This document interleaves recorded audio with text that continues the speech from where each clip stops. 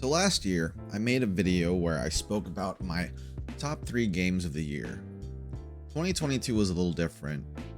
I didn't really play that many newer games this year. Rather, I mostly played older titles that already came out in the years past, like Persona 5 or just other stuff from my backlog.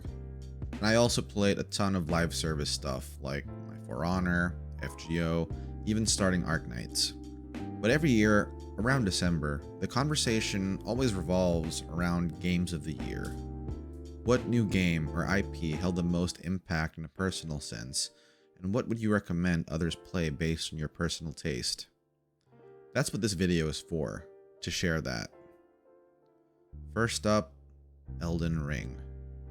Oh, Elden Ring. What else is there to say about Elden Ring by From Software? This game has taken award shows by storm, and I believe it deserves all of them. When the game released, it was all I could think about for weeks. The combat and gameplay is the Souls-like system that a lot of gamers are familiar with, but paired with an open world and more options for approaching combat, made for a much more polished experience for me than previous Souls games. And that's coming from someone who's done multiple playthroughs across all three. And a newer fan, I guess you could say. I really only got into them within the last 3 or 4 or so years. Anyway, my next top game of 2022 is Signalus by Rose Engine.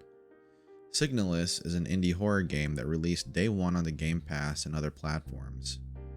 It's decidedly retro looking and controls like an older survival horror title from the previous generations, but it's not just spooky. This game is one of the best science fiction stories I've experienced in years. It made me think about it and reflect on it for weeks after beating it. In the same way that I recommend The Haunting of Hill House, directed by Mike Flanagan. It's on Netflix, you should check it out. Even to people who aren't horror fans, I decidedly feel comfortable recommending Signalus to everyone. It's a gem. You guys should play it.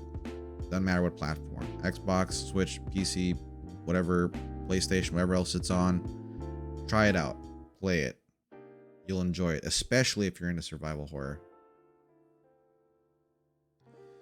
But yeah, that's about the my thoughts regarding the games of the year. Like I said, I didn't really play too much new stuff. Of the newer stuff that I did play, not too much made an impact, aside from Elden Ring and Signalus. I don't know if you could call that a weak year for games.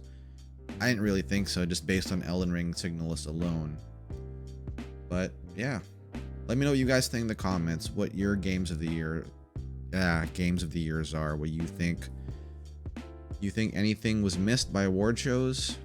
Did you play any games that were just okay to other people, but you fell in love with? Put her down there. Alright, y'all. This is your Bear Huffy, and I'll see you later. Huffy Bear out.